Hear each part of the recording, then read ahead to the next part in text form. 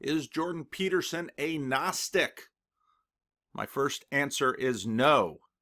My second answer is that depends how you define what a Gnostic is. Labeling someone as a Gnostic is one of the sloppiest ways for Christians to try to tag someone and place them outside the Christian realm. Now, Jordan Peterson does not intentionally place himself within the church. He doesn't go to church, and his answers on whether or not he is a Christian is ambiguous. This morning I read a little piece. I have my little Google search device telling me when a Jordan Peterson thing pops up. It's been very active lately. And so this morning on the Federalist, I read this article by a campus minister entitled, "Is Dr. Jordan Peterson a gateway drug to Christianity or just a highbrow Joel Osteen?" Wow. I couldn't let this one go by. When I did a little bit of talking about Origen, I wanted to do a lot more talking about Origen and Gnosticism, because this is the second time Gnosticism has come up. The first time it came up in what was generally a very good documentary on Peterson, but that little knock about Gnosticism, and I thought, why? Okay. We'll get into that a little bit, because there is a connection between Jung and Gnosticism.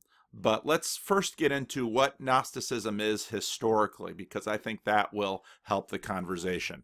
And to do that, I want to use Philip Carey. Philip Carey is a professor of philosophy at Eastern University. That is a Christian college. He has his master's from Yale. He has his PhD from Yale, and he's been teaching at Eastern since 1998. He has written a number of books, a lot of which on Augustine and Platonism, and you can see his curriculum vitae here on the page from Eastern University.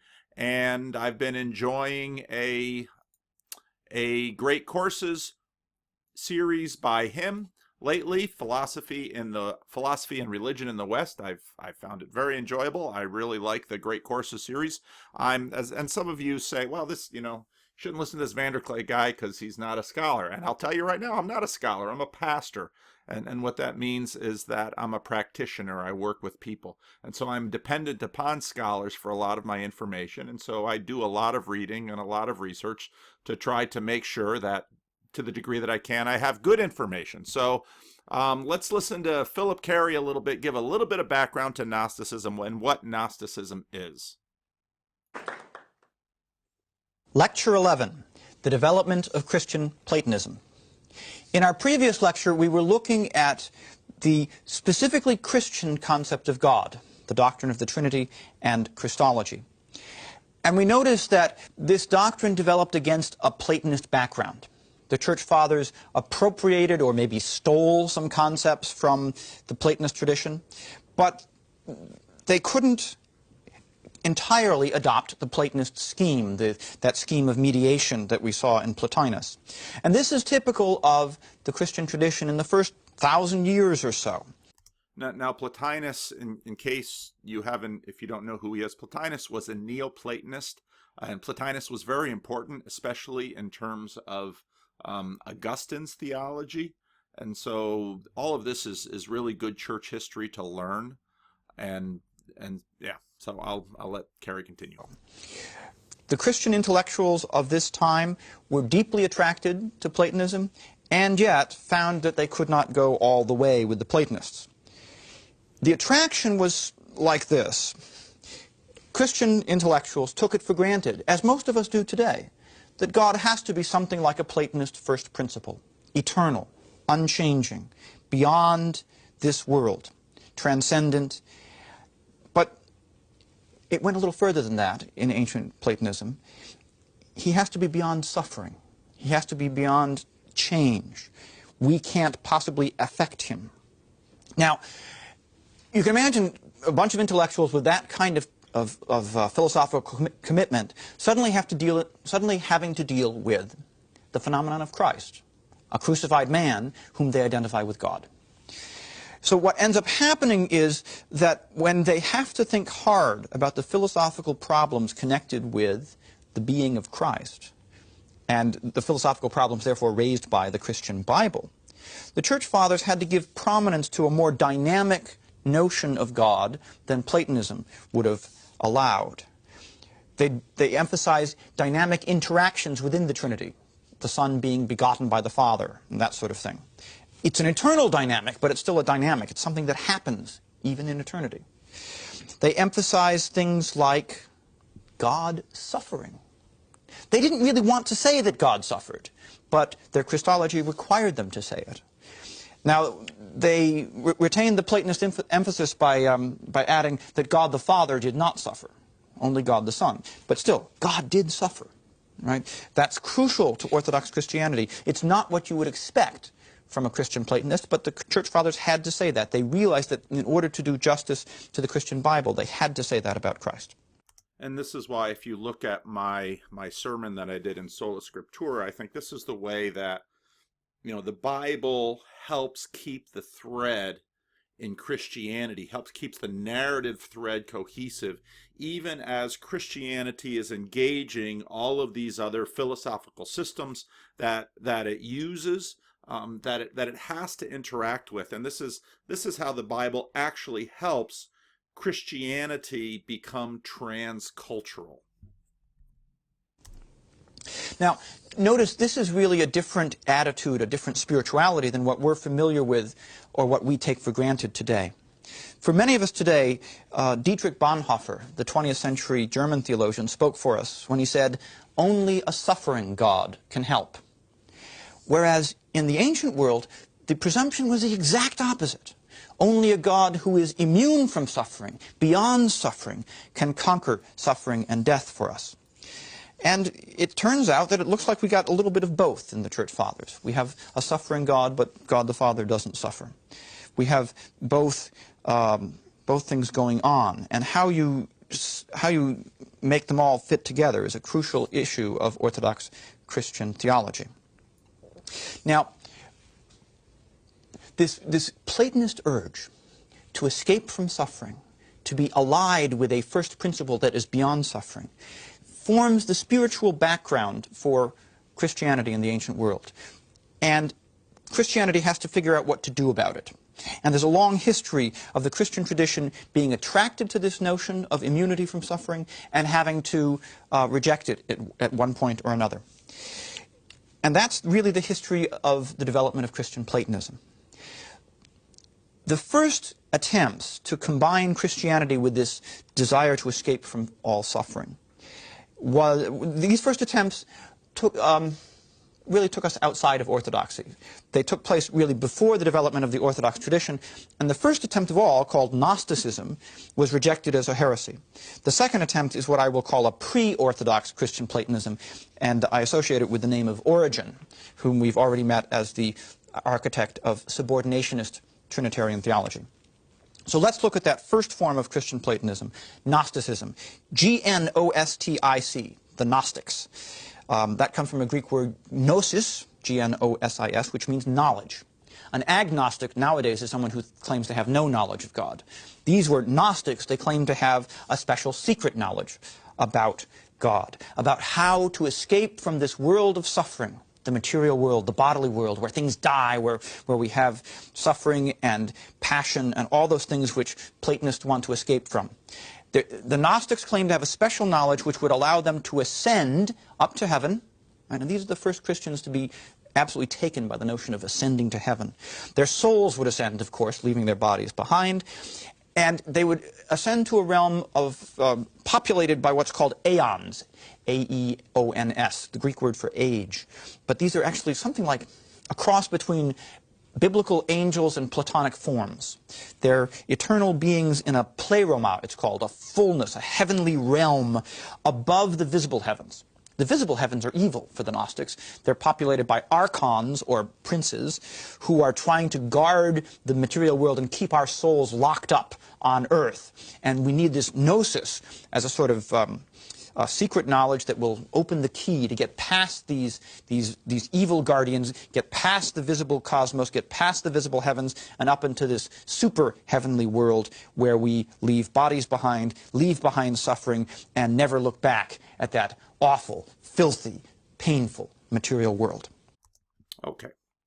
Let's talk about this a little bit, because again, if you want to look at kind of the essential elements of Gnosticism in the ancient world, and this was a heresy that that significantly, that the church had to deal with in a significant way, and in many ways this was a tension between Neoplatonism that was already prevalent in the ancient world and Christianity, because in a sense the monotheism of Christianity was an attractive element to people who were already enamored with Platonism. But now there's a dualism, and the dualism of the ancient world saw that, thought that, well, the forms, okay, you can think about Plato here, the forms, every instance of love in this world will decay and break down. But love itself, thinking of it as a Platonic form, will never break down. And so the idea that the Gnostics had was that they had a secret knowledge, which is why they're called Gnostics. They had a secret knowledge that allowed them to escape this world of decay, this world of pain, where they could go to heaven. And Philip Carey talked about these spiritual beings that they would be with, the ions that were up there in the heavens, and then what did he say? The archons that were slightly below, because the heavenly realm that we could see, the visible heavenly realm, was still here, subject to change and decay. Now, if you listen to this and you read the Bible, you can very quickly see the tensions that there are between the worldview of the Bible and this worldview of the Gnostics. Now, to be frank, a lot of American evangelicalism is more Gnostic than Jordan Peterson is. Why do I say that? Because if you ask a lot of evangelicals in the United States, and probably in other places in the world too, the point of Christianity is to give you a way to get out of this world of pain. And so Christians like singing a song, "This world is not my home." Now, for Reformed Christians like me, I see this basically as kind of a Gnostic heresy. Now, that I wouldn't say that's full-blown Gnosticism, but this idea that we have to escape the body and our soul goes to be with Jesus, and when you stop the story there, you pretty much are in danger of remaining a Gnostic. And the point of Christianity is that Jesus didn't die on the cross and go to heaven to be with God, and so we suffer here in the world, and we die, and then we go to the heavens to be with God, and the world just continues to decay or whatever down here. That's not the Christian story. The Christian story is Jesus dies, Jesus is entombed, Jesus rises from the dead. The stone has to be moved away. He leaves the tomb. He visits his disciples. He's got wounds in his palm, but he eats a fish. Jesus is resurrected into a new material creation 2.0. That is Christianity. He ascends into heaven to sit at the right hand of God the Father. From there he shall come to judge the living and the dead. This is the Apostles' Creed. This is basic Christianity that many American evangelicals, and you wonder why they would celebrate Easter anyway, because the celebration of Easter is to celebrate the resurrection of Jesus. If you're going to be a real Gnostic, you stop at Good Friday and you celebrate it because it says, whew, Jesus got rid of his body, now he's back up in the heavens. But the problem is that makes the incarnation of Jesus unintelligible. And Paul addresses this in 1 Corinthians, that, to the Greeks, the incarnation of Jesus is unintelligible. Why would the Logos become flesh? And so this was the Gnostic heresy. Now, is Jordan Peterson a Gnostic anything like this? I think it's a silly tag to put on him. Now here's the difficulty. So that's my first answer. No, Jordan Peterson is not a Gnostic. My second answer, it depends what you mean by Gnostic. Because how this word Gnostic has coming to be used in conversations within the church now, it means that it means a certain kind of Christianity that gets disconnected from materialism. And so it comes to mean, it's kind of become synonymous with New Age Christianity. And now part of the reason for this is I understand why it gets tagged in there. Ross Douthat, a writer at the New York Times, sometimes uses it in this way. Ross Douthat has made the comment that Oprah Winfrey is the high priestess of American Gnosticism, and I understand how he's playing with that term. First of all, let's first say, when we're using the term in this way, we have disconnected it from this ancient heresy, and so let's first acknowledge that. And then let's say, okay, in what way is, for example, New Age spirituality Gnostic? Let's jump over. Let's minimize my little audiobook here. One of the things I did in my blog, one of the things that one of the major pieces that tends to get a lot of hits in my blog is I went through David Brooks' book, The Road to Character, which I think was an excellent book, a culturally important book for the moment that the United States is in, because the U.S. has been moving in terms of its culture from Adam 1 to Adam 2. And if you haven't read David Brooks' book, The Road to Culture, it's very much a worthwhile book reading, and I've done a lot of writing. I did a lot of writing about it on my blog. Now, in chapter 2, he talks about the big me as a transition. I'll begin reading here. The elder George Bush, who was raised in that era, was running for president. He, having inculcated the values of his childhood, resisted speaking about himself. And as a speechwriter put the word I in one of his speeches, he instinctively crossed it out. The staff would beg him, "You're running for president. You've got to talk about yourself." Eventually, they cowed him into doing so. But the next day, he'd get a call from his mother. "George, you're talking about yourself again," she said. And Bush would revert to form. No more I's in speeches, no more self-promotion. This was the little me, the self-effacing generation of that fought World War II. And it's been replaced by what David Brooks calls the big me.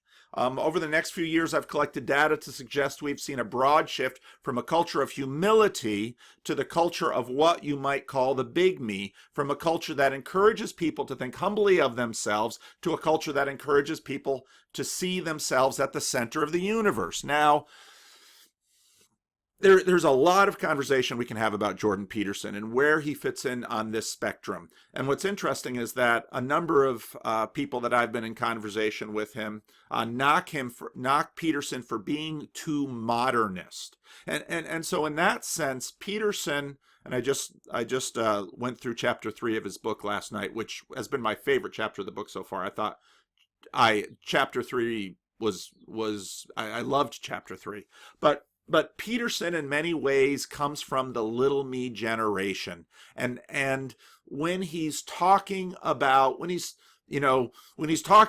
people and talking to his fans and saying your miserable self, he is speaking the language of the little me generation.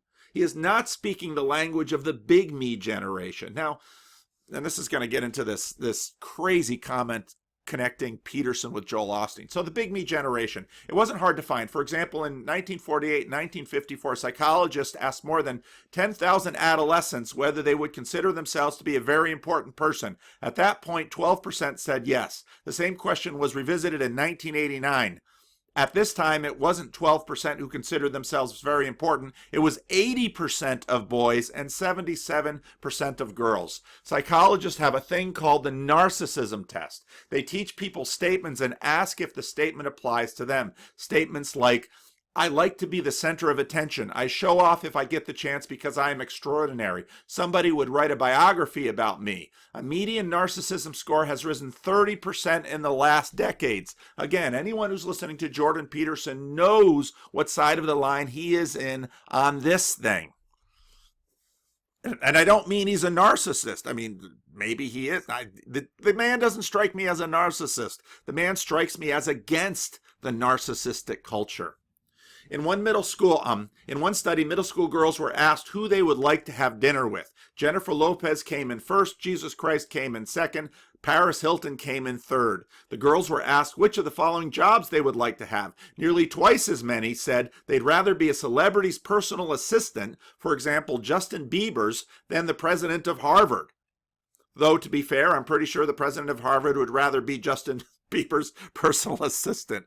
As I looked around the popular culture, I kept finding the same messages everywhere. You are special. Trust yourself. Be true to yourself. Movies from Pixar and Disney are constantly telling children how wonderful they are. Commencement speeches are larded with the same cliches. Follow your passions. Don't accept limits. Chart your own course. You have a responsibility to do great things because you are so great. This is the gospel of self-trust. Now, can you look at Jordan Peterson's work in the Future Authoring Program and see how a generation of narcissists could be attracted to this? Yes.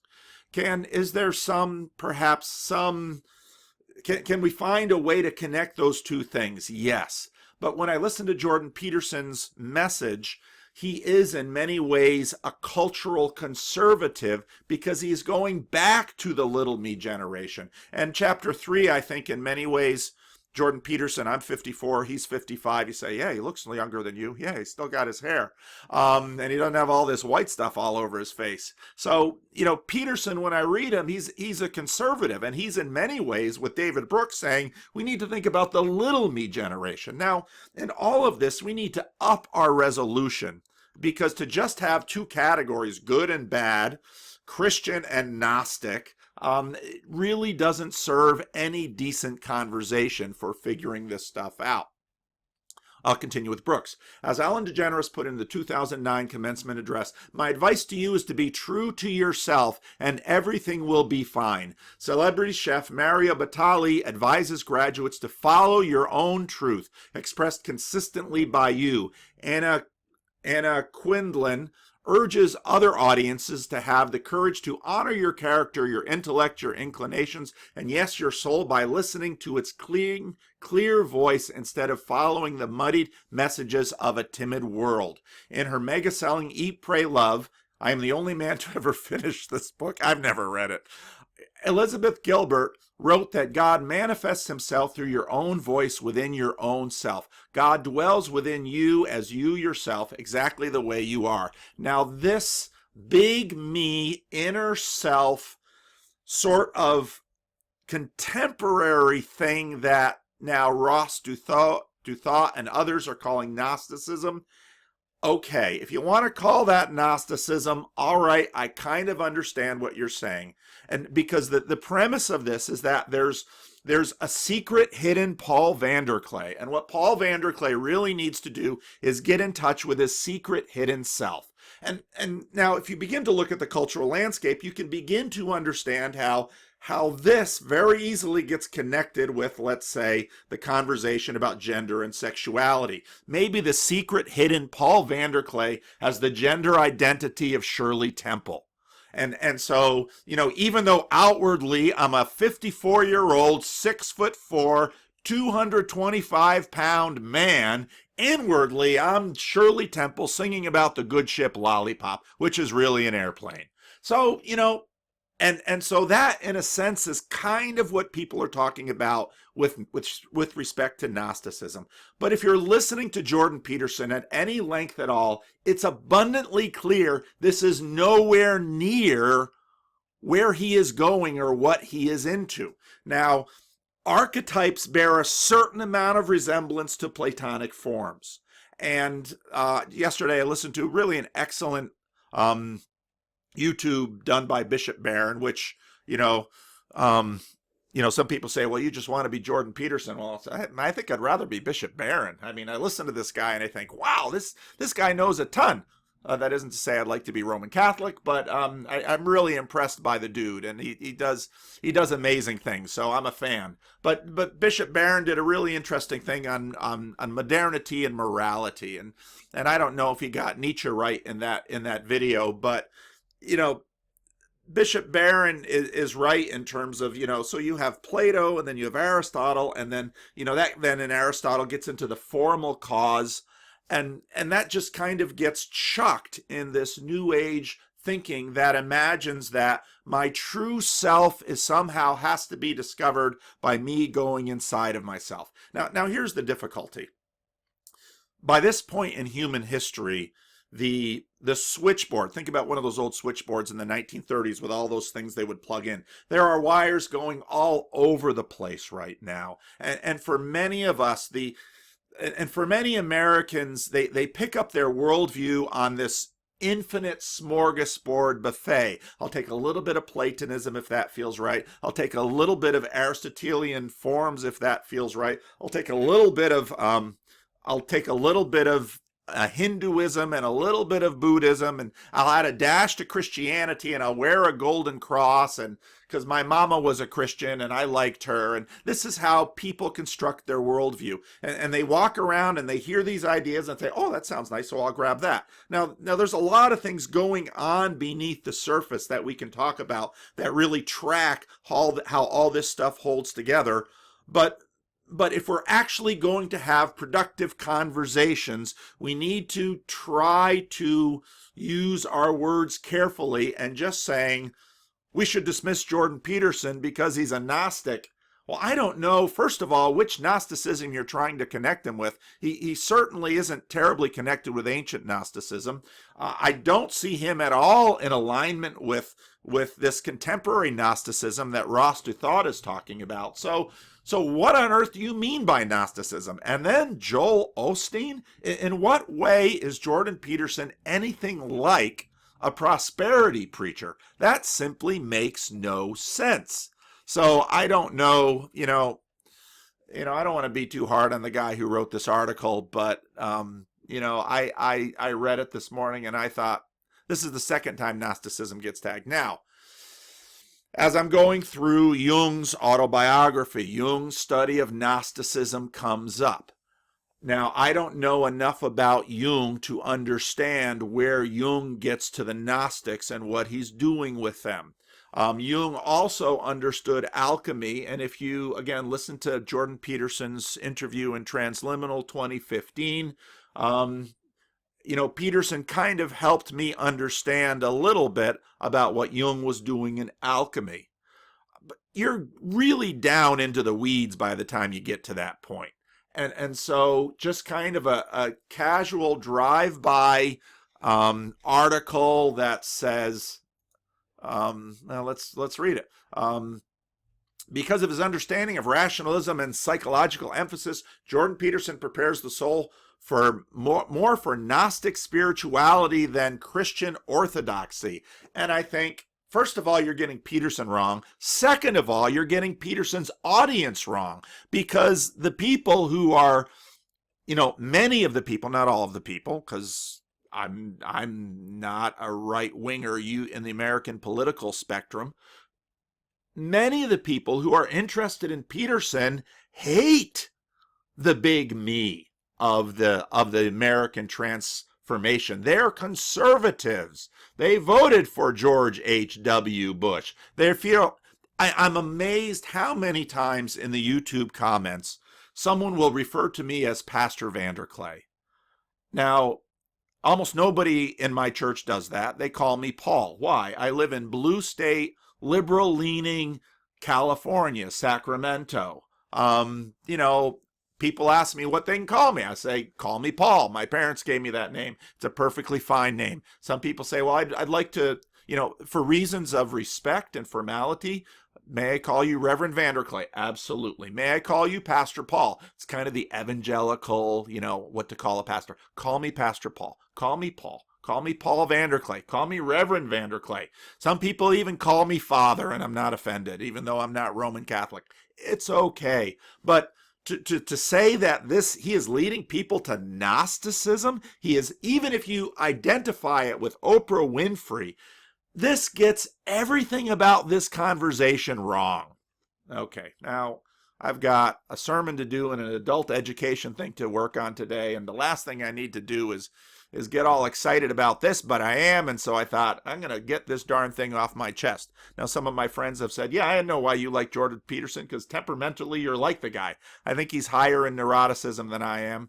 I'm really a pretty happy guy, but I get obsessive like he does. And I read this I read this piece this morning, first thing in the Federalist, and it really got under my skin, partly because this is the second time I've seen Gnosticism associated with it. So please, if you're going to use the word Gnosticism, let's first talk about Gnosticism historically. Second, if you're going to use Gnosticism in terms of New Age spirituality, and again, I can understand the connection to it, I don't see any way in which Peterson is knocking on that door at all. And when you hear what he has to say about New Age spirituality, it's not anything close. You know, right now there's a lot of articles coming out about Peterson, and the truth is that most people live busy lives, and especially most important people who are doing writing and stuff, they live busy lives. They see a little bit of Jordan Peterson to write a book review, they page through it, and so on and so forth, and then they take their first impressions and they throw it up there and fine. And so a lot of the stuff we read about Peterson is going to be like that. But probably if you're watching my video because you're obsessed with watching Jordan Peterson videos, it's probably because something he's been saying is interesting you in your internal Jungian cloud of witnesses. And so my admonition is follow that up. Read the sources. If Jordan Peterson is making you interested in the Bible, read the Bible. You know, find someone who knows a little bit more about the Bible than you do to talk to. Now, I'm going to continue to work on my commentary series on his biblical thing. A lot of people have brought up the question of his interpretation of the Beatitude, blessed are the meek. I think Jordan Peterson gets that in terms of a grammatical, historical exegesis of that passage. It's just wrong. I understand why he gets there, and so if you find some of my comments, you'll see how I've treated this. I'll probably do a video of it sometime. If he gets to the Sermon on the Mount, I'll probably deal with it more at length. But, okay, so, again, this gets into the question, why, and I get this a lot, why do you as a pastor pay attention to this man? I think he's making an important cultural contribution. He is getting people interested in Christianity that have been alienated from Christianity for some big reasons for a very long time. I think he is engaging the question of whether how contemporary Christians put their entire world together in some really interesting and fresh ways. And so I'm interested. I've been blessed mightily by listening to his videos. Now, judge me or critique me how you want. Call me a Gnostic if you want to. You know, it doesn't really bother me. I've got very low neuroticism and very high, just about all my other scores are high. And what that means is temperamentally, I'm a happy guy. I'm hard to offend. I'm not impossible to offend, but I'm pretty hard to offend. So what irks me is that this is just a drive-by article saying he's a Gnostic, and what probably the reason this irritates me in terms of my own agenda, because yes, we have worlds of motivation within us. It's going to bring a lot of Christians to say, he doesn't hit my bar in terms of who a Christian should be. Well, congratulations. That's probably most of the world. And if you don't listen to anyone who doesn't hit that bar, well, my friend, you probably can't vote for I don't know how many politicians, and you probably shouldn't be getting medical advice from your doctor, and you probably shouldn't be pumping the oil that's been found by geologists using systems that you don't believe in. So, well, this is a pretty ranty video, and I should stop now, but is Jordan Peterson a Gnostic? No. Second answer, that depends how you define Gnostic. But if you define Gnostic like a New Age person, and you could maybe put Joel Osteen towards that, Brooks kind of does in his book, still no, because I think it's a bad definition of Gnosticism.